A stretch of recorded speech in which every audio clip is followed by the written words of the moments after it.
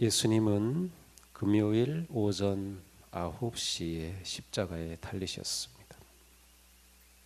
그리고 6시 곧 낮 12시가 되자 온 땅에 어둠이 임하여서 9시 곧 오후 3시까지 계속되었습니다.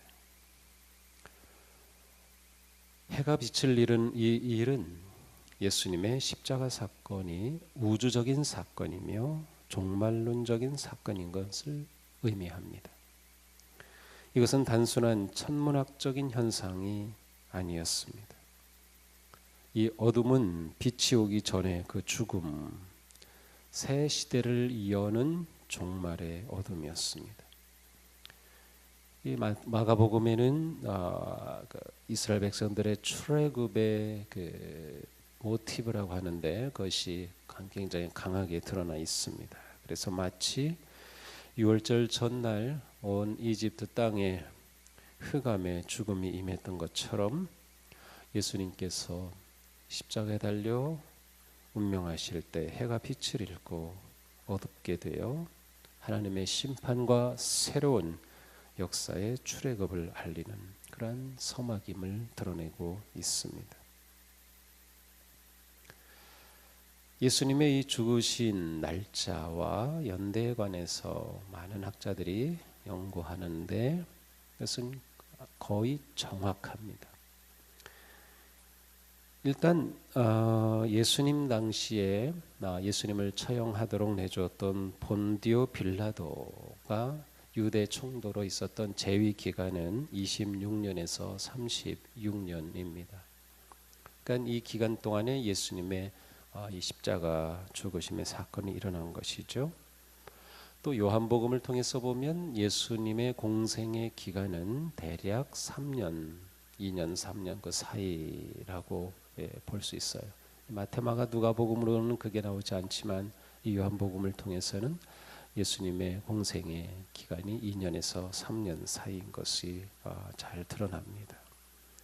근데 예수님이 안식일 직전에 돌아가셨다는 것이 모든 복음서의 공통적인 기록입니다. 그렇다면 안식일은 금요일 해질 때부터 시작이 되어서 토요일 해질 때까지 우리는 해가 뜰 때 하루 시작이라고 생각하지만 이쪽에서는 해가 질 때가 하루의 시작입니다. 그래서 안식일은 금요일 해질 때부터 시작이 되죠.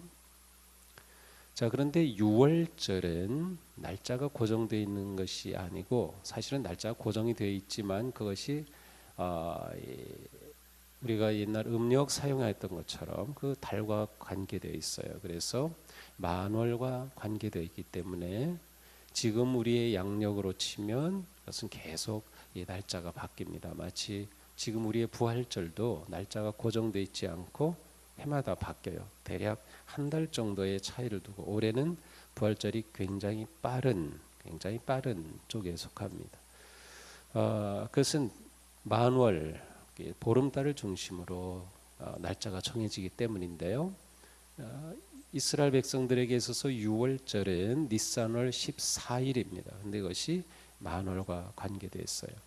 그런데 이 해의 유월절은 안식일과 겹치는 해였습니다. 그러니까 이 본디오 빌라도가 제위했던 기간 중에 안식일과 유월절이 겹치는 해를 계산해 보면 딱 두 해였어요. 30년과 33년이었습니다. 그러니까 예수님은 30년 아니면 33년에 십자가에 달리셨음을 알 수 있어요. 사도행전 2장에 가서 보면 달이 붉게 된다고 하는 그런 요엘서의 말씀을 인용하면서 그것이 예수님의 죽으심과 관계되어 있음을 말씀하고 있어요. 그렇다고 하면 만월이면서도 그것이 붉게 된다 하는 것은 월식과도 관계되어 있습니다. 보통 이 달을 표현할 때 풀문은 그냥 보름달이지만 슈퍼문 하면 지구와 달이 가장 가까울 때 그래서 그때 보름달이 가장 크게 보이죠. 또 레드문이라 그래서 월식이 될 때 달이 붉게 됩니다. 또 블루문이라고 해서 달빛이 굉장히 푸르게 보일 때도 있어요. 이 달에 관계된 그러한 여러 가지 표현이 있는데 바로 이때는 월식과 관계된 그러한 표현이에요. 그렇게 본다면 정말로 6월절이 금요일 안식일과 겹치는 해에 그때의 만월과 월식이 관계된 해가 있을까? 천문학자들이 계산해 보니까 날짜가 딱 나옵니다. 그것이 바로 33년 4월 3일이었습니다. 그러니까 예수님의 돌아가신 해는 정확하게 계산이 되는 거죠. 이 해 금요일 오전 3시, 아직 안식일 시작은 금요일 해질 때부터입니다. 그러니까 안식일 바로 직전에 예수님께서 십자가에 달리시고 그 고통이 계속되었습니다. 오후 3시에 예수님이 소리를 지르시죠. 엘로이 엘로이 라마 사박다니, 나의 하나님 어찌하여 나를 버리셨나이까. 예수님의 이 외치심은 시편 22편 1절에 나옵니다. 나의 하나님 어찌하여 나를 버리십니까? 어찌하여 그리 멀리 계셔서 살려달라고 울부짖는 나의 간구를 듣지 아니하십니까? 예수님께서 십자가에 남기신 말씀은 모두 7마디의 말씀인데 그 중에 마가복음에는 이 한마디 말씀만 딱 나옵니다. 그리고 이 말씀은 마태복음에도 동시에 나오는 말씀입니다. 누가복음부터 시작되는 이런 첫 번째 말씀부터 7번째 말씀, 아버지여 저희를 사하여 주옵소서. 누가복음 23장, 내가 진실로 내게 이르노니 오늘 내가 나와 함께 낙원에 있으리라. 누가복음 23장, 여자여 보소서 아들이니이다. 요한복음 19장, 엘리 엘리 라마 사박다니. 마태복음 27장과 오늘 우리가 읽은 마가복음 15장, 내가 목이 마르다. 요한복음 19장, 다 이루었다. 요한복음 19장, 그리고 마지막 내 영혼을 아버지 손에 부탁하나이다. 누가복음 23장입니다.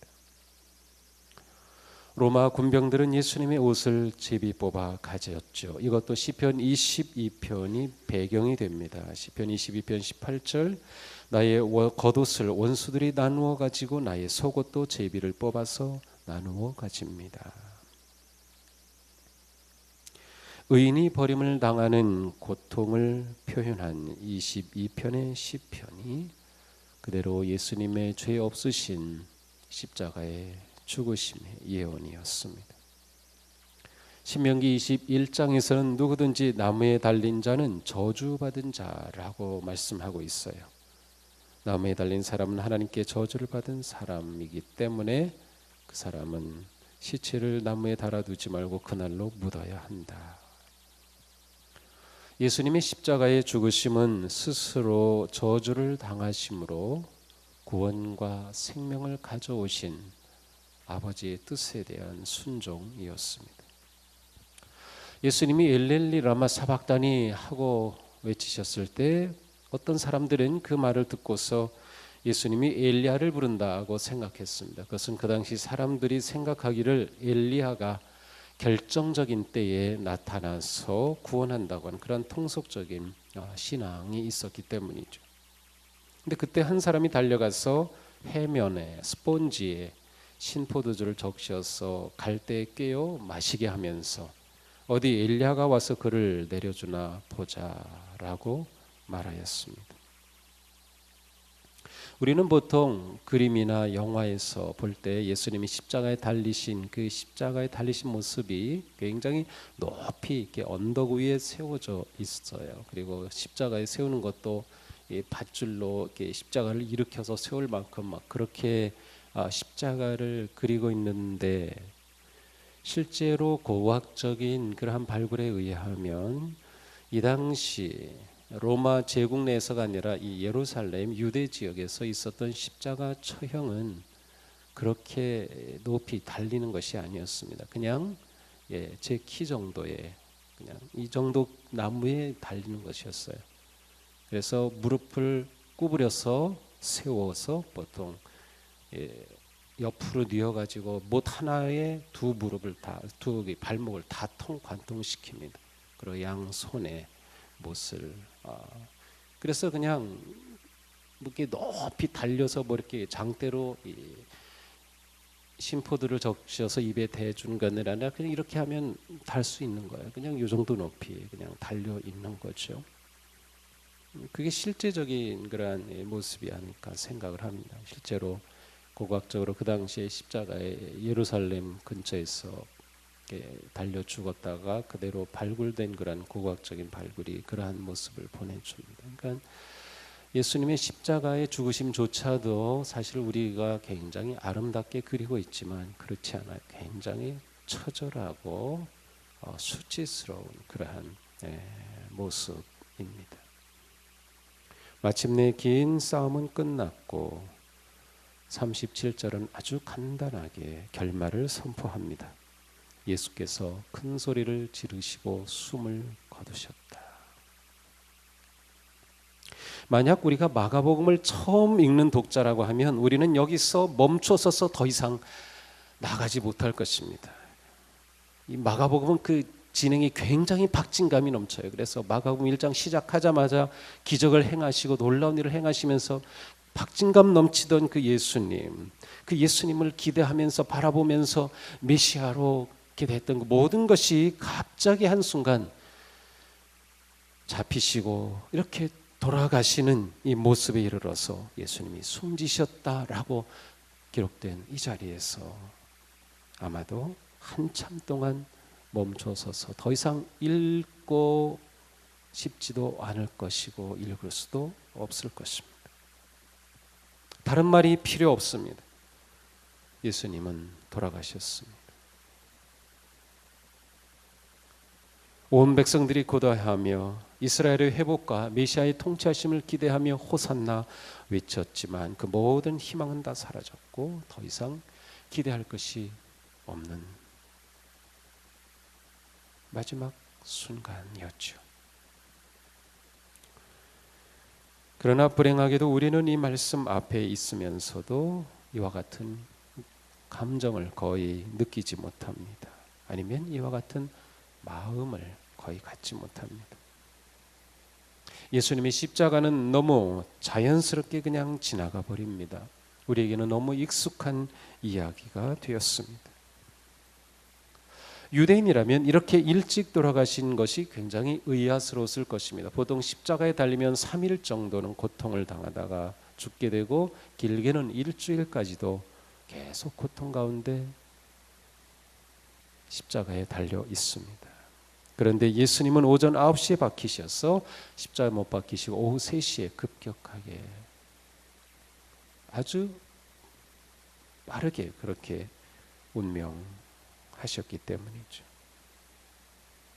우리는 예수님의 죽음이 너무 익숙한 옛날 이야기처럼 들려서는 안 됩니다.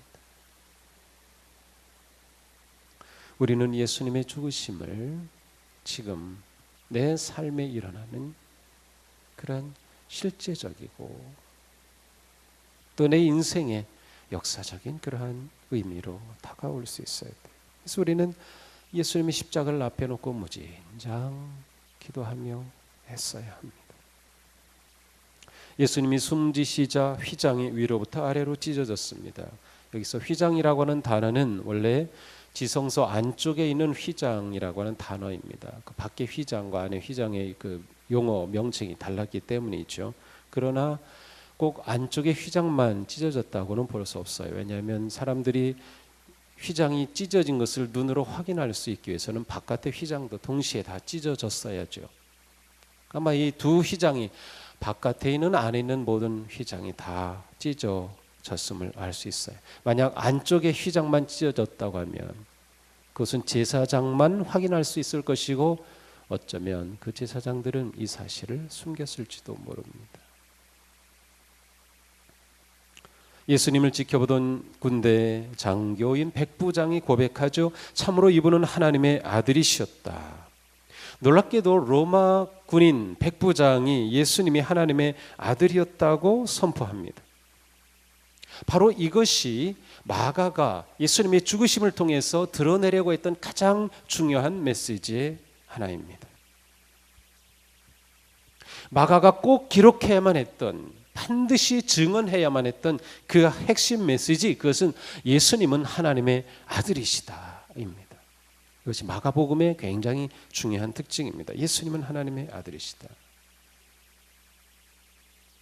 마가복음을 주의 깊게 읽은 독자라고 하면, 마가복음을 주의 깊게 읽는 성도라고 하면 백부장의 이 고백의 말을 듣는 순간 금방 떠오르는 구절이 있을 겁니다. 바로 마가복음의 시작입니다.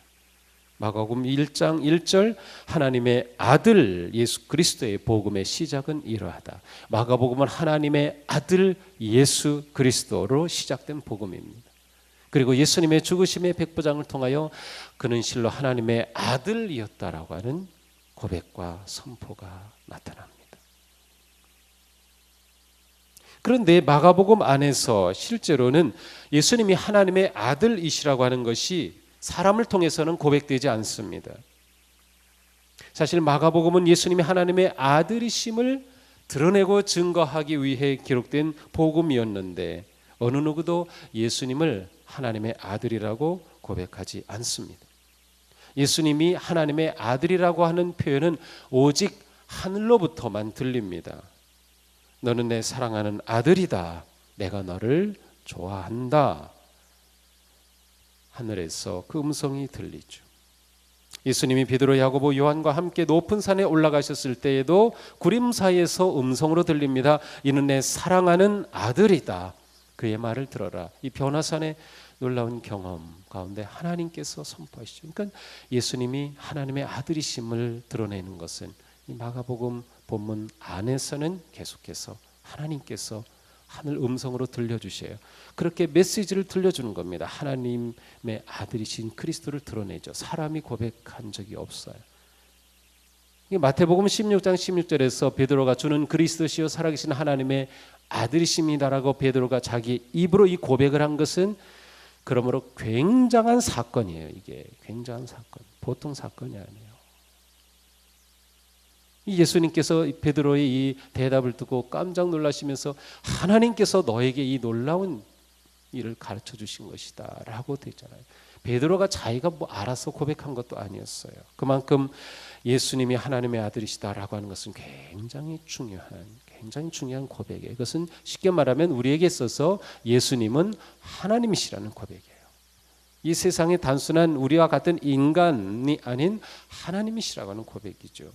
이 고백이 없다고 하면 우리가 예수님을 예배할 이유도 없고 예수님을 경배할 이유도 없어요. 예수님이 비록 우리를 위하여 죽으셨다 하더라도 그분이 하나님이 아니시라고 한 말이죠.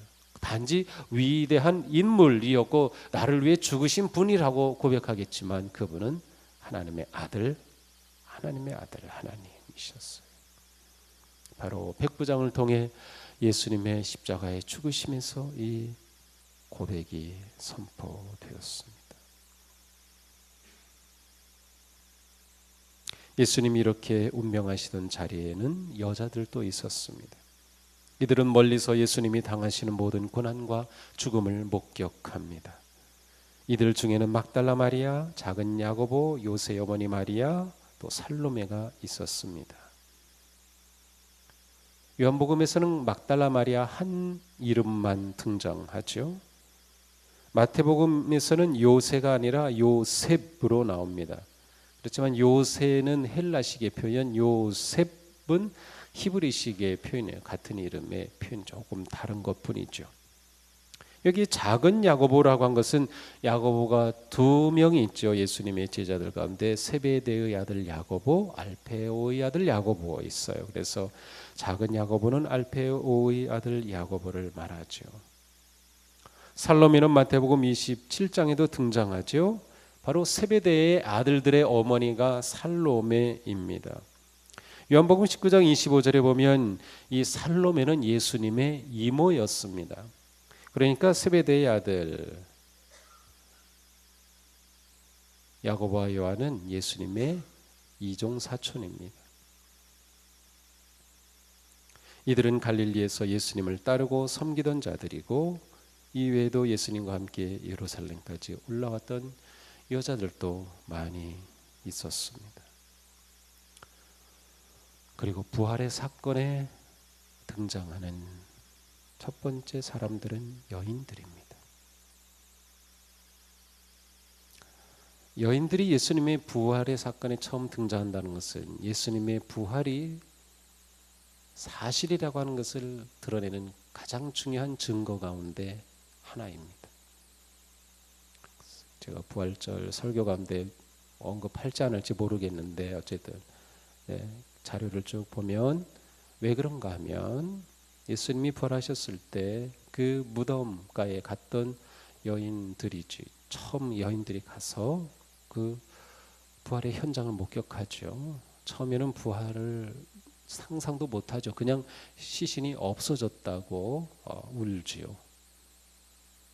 성경은 그 여인들의 목격을 통해서 예수님의 부활을 첫 번으로 증언합니다. 근데 이게 왜 예수님의 부활의 역사성을 증거하는가? 이 당시 문화에서는 여성들의 말은 어떠한 경우에도 증언으로 채택될 수 없습니다. 어떤 법정에서도 어떤 여인도 어떤 증언도 할 수 없어요. 여인의 말은 증언의 가치조차 없어요. 그 여자가 말했대. 그러면 아무 의미가 없는 거예요. 아무 소용이 없는 거예요. 그렇다고 하면 복음서의 기자들이 마태, 마가, 누가, 요한이 기록하면서 그런 문화 속에 있었다면 예수님의 부활의 증언으로 여성들을 내세워서는 안 되죠. 남자들을 기록해야 되죠. 그런데 여성들을 기록하는 거예요. 이게 실제적인 사건이 아니라면, 만약에 복음서의 기자들이 이것을 의도적으로 예수님이 부활하신 것으로 그렇게 기록하기 위한 것이라면 여성들은 절대로 등장할 수 없죠. 예수님의 이 마지막 순간에 함께한 자들은 여인들이었습니다. 어제 말씀에서 일어나 함께 가자, 예수님은 제자들에게 그렇게 말씀하셨지만 제자들은 함께 있지 않았습니다. 여성들이었습니다. 아마 그래서 교회에 여성들이 많은 것 같아요. 오늘의 본문은 예수님의 이 마지막 장면을 우리에게 전해줍니다. 이 본문은 우리에게 예수님의 십자가를 분명하게 드러냅니다. 이 당시에 십자가에 달려 죽은 사람은 부지기수였습니다. 수백만, 수십만 명이 되지 않았을까요? 로마 시대에 수많은 사람들이 십자가에 달려 죽었습니다. 그렇다면 예수님의 십자가는 그 많은 십자가와 다를까요? 아니면 그저 많은 십자가 중에 하나였을 뿐인가요? 예수님의 십자가는 우리의 죄값을 대신 지불하신 십자가였어요. 죄의 값은 사망이죠. 그런데 하나님이 정하신 이 죄의 값을 예수님이 대신 십자가의 제물로 죽으신 것입니다. 예수님은 아무 죄가 없으셨기 때문에 하나님께서 기뻐 받으실 흠 없는 제물이셨습니다. 그래서 예수님은 자신을 십자가에서 우리의 죄값으로 완전히 내어 주셨죠. 그리고 다 이루었다, 직역하면 다 지불했다, 죄값을 지불했다라고 말씀하시죠. 우리가 지불해야 할 죄값을 예수님이 대신 지불하신 것이죠. 그래서 예수님의 십자가는 우리에게 그 다른 십자가와 비교할 수 없는 유일한 놀라운 대속의 십자가입니다. 그러므로 누구든지 놀라운 예수 그리스도의 십자가의 은혜를 믿음으로 받아들이면 그 사람은 죄의 용서와 영원한 생명을 얻게 되는 것이죠. 우리는 이 새벽에 주님의 그 놀라운 십자가의 구속의 은혜를 깊이 깊이 새기며 감사해야 할 것입니다. 또한 예수님의 십자가는 생명의 길을 열어놓으셨습니다. 휘장이 찢어졌다라고 하는 것이 그것을 드러내죠. 더 이상 성전의 제사가 필요 없어졌습니다. 우리는 하나님께로 그리스도를 통하여 곧장 나아갈 수 있게 되었습니다. 히브리서는 6장에서 이렇게 말씀하죠. 우리에게 이 소망이 있으니 그것은 안전하고 확실한 영혼의 닷과 같아서 휘장 안에까지 들어가게 해줍니다. 예수 그리스도를 통하여 우리는 오직 제사장들, 대제사장만 들어갈 수 있었던 그 자리에 왕의 제사장이 되어 들어갈 수 있는 그런 놀라운 생명의 길이 십자가를 통해 열려진 것이죠. 예수님의 십자가로 인하여 우리가 하나님을 향해 나아갈 수 있는 놀라운 생명의 길이 열린 것입니다. 막힌 담이 허물어졌습니다. 죽음의 그늘이 사라졌습니다. 율법으로는 의롭게 될 자가 없지만 우리는 예수님의 십자가로 말미암아 그 모든 죄로부터 자유함을 얻고 씻음을 받아 하나님 앞으로 담대히 나아갈 수 있게 된 것입니다. 예수님의 십자가가 우리에게 이 생명의 길을 열어놓으셨습니다. 예수님은 죄의 모든 결과를 우리를 대신하여 다 겪으신 것입니다.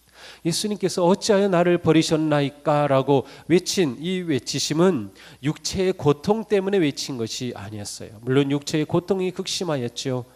예수님께서 이 잔을 내게서 지나가게 해 주십시오라고 한 기도도 내가 죽을 이 고통 때문이 아니라, 우리는 예수님의 십자가를 보통 이 고통으로 자꾸 이렇게 두는데 그것보다 더 중요한 것은 예수님은 하나님과 완전히 죄로 인해 단절되는, 예수님과 하나님 아버지와 아들이 완전히 분리되는, 단절되는 그 고통과 그 두려움, 그 아픔으로 인해 예수님이 외치신 거예요.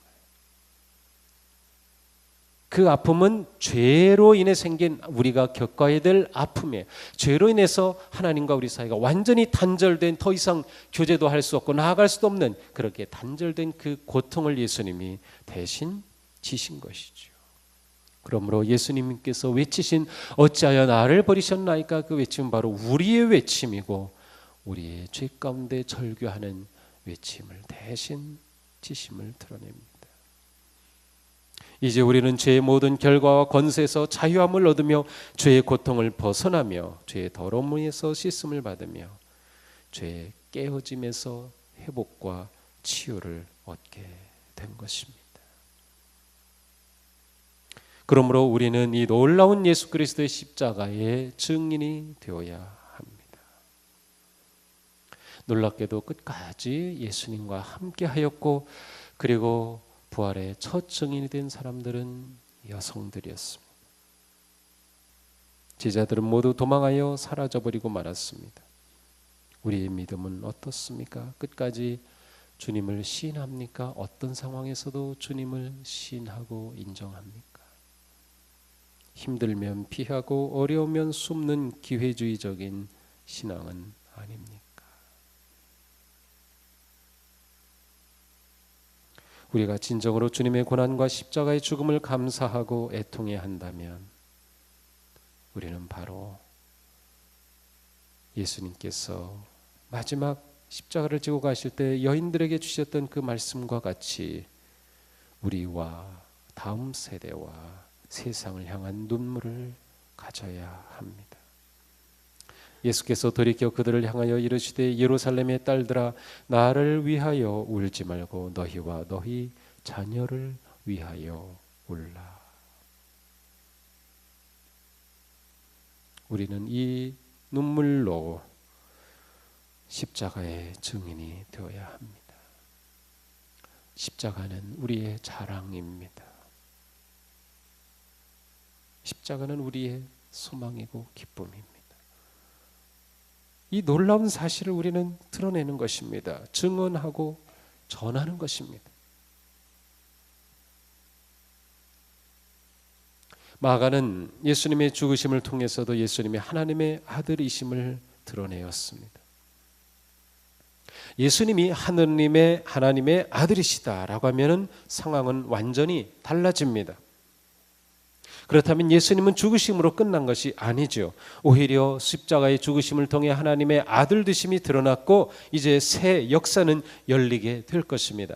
예수님께서 예고하신 대로 십자가에 죽으셨다면 예고하신 대로 부활하실 것을 기대할 수 있는 것이죠. 예수님의 말씀을 유의 깊게 따라서 읽었다면, 그리고 예수님의 말씀을 주의 깊게 가슴에 새겼다면 이 가장 절망적인 순간에도 마지막 희망을 가질 수가 있을 것입니다. 그것은 예수님께서 다시 살아날 것을 말씀하셨기 때문이죠. 오늘 성금요일 우리는 그 작은 희망의 불꽃을 가슴에 지니고, 그리고 그리스도의 순환과 죽으심과 십자가의 그 놀라운 사랑의 시간으로 들어갑니다. 오늘 하루 예수님이 십자가에 달리시고 죽으시고 묻히셨던 그 일이 일어난 성금요일, 온종일 우리 가슴에 그리스도의 그 십자가가 다시금 새겨지고 되살아나고 그 놀라운 사랑과 은혜가 넘쳐 흐르는 그런 진정한 거룩한 금요일이 되기를 주님의 이름으로 축복합니다.